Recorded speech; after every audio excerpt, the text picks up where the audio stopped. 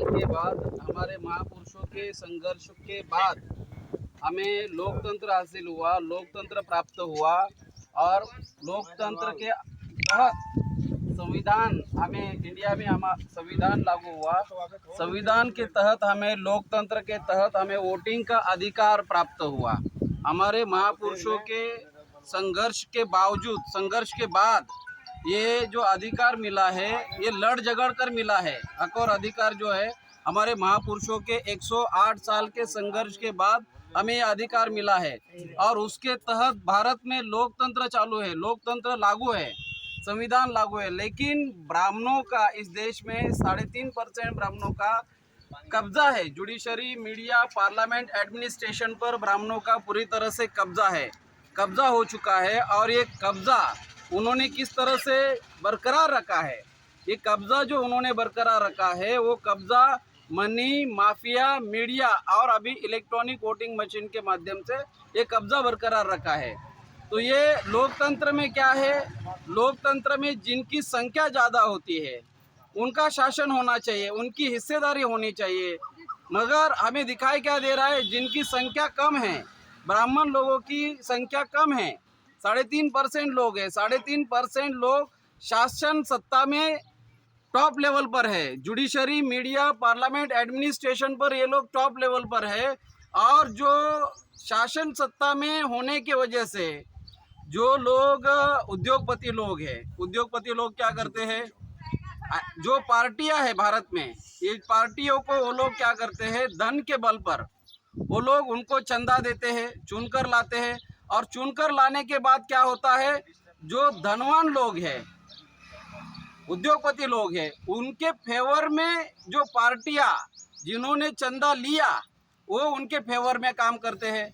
लेकिन क्या होना चाहिए था, जो लोकतंत्र में क्या होना चाहिए था, जो लोग हैं लोगों के फेवर में, लोगों के लिए, लोगों के इंटरेस्ट में काम होना चाहिए।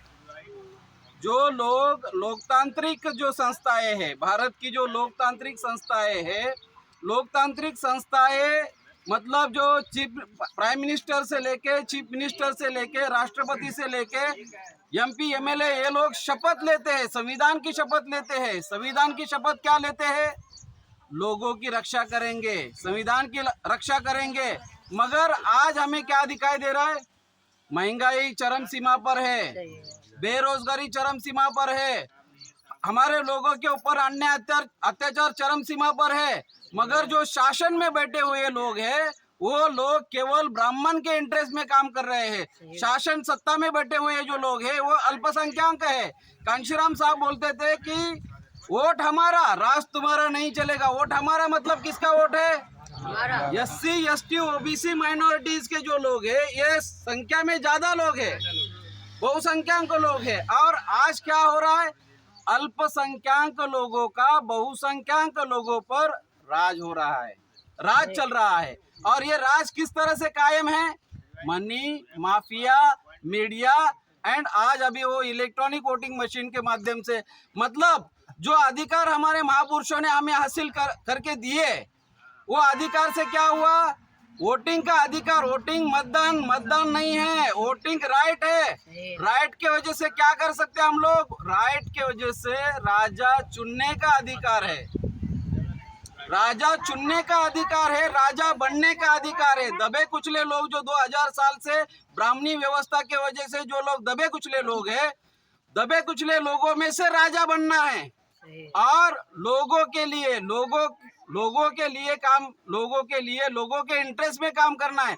शासन सत्ता में जो लोग बैठे हैं उन्होंने लोगों के इंटरेस्ट में, लोगों के हित में काम करना है। मगर क्या हो रहा है भारत में, ब्राह्मणों के इंटरेस्ट में काम हो रहा है। शासन सत्ता में ये लोग बैठे हैं जो लोग इस देश के मूल निवासी नहीं है। जैसे कि चाइना का जो शासक है मूल निवासी है, चाइना की प्रजा मूल निवासी है, जापान का शासक मूल निवासी है, जापान की प्रजा मूल निवासी है। मगर भारत का शासक ब्राह्मण विदेशी है।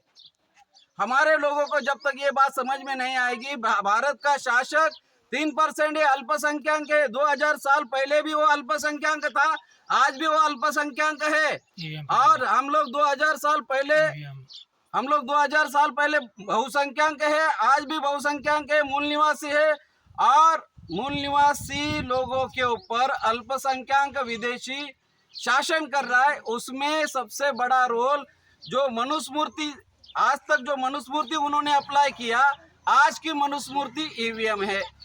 इस बात को हमारे लोगों को समझना होगा। आज की जो मनुस्मृति है वो ईवीएम है, और ईवीएम के चलते हमारा कल्याण होने वाला नहीं है। सही बात है, सही बात। हमारे जो पीड़ित लोग हैं, जो दबे कुचले लोग हैं, बहुजन समाज के जो लोग हैं, उनका कल्याण होने वाला नहीं है। इसलिए मेश्राम साहब ने यह ऐलान किया है, आने वाले 2024 में हम लोग 15 लाख लोगों को, एससी के 15 लाख, एसटी के 15 लाख, ओबीसी के 15 लाख, माइनॉरिटी के 15 लाख, महिला 15 लाख, आने वाले समय में अगर चुनाव आयोग इसमें अगर सुधार नहीं करता है तो हम लोग आने वाले समय में 15-15 लाख लोगों को तैयार करेंगे ईवीएम फोड़ने के लिए, ईवीएम तोड़ने के लिए, क्योंकि आज की मनुस्मृति ईवीएम है। तो आज के इस मौके पर मैं इतनी बात कहना चाहूँगा। धन्यवाद।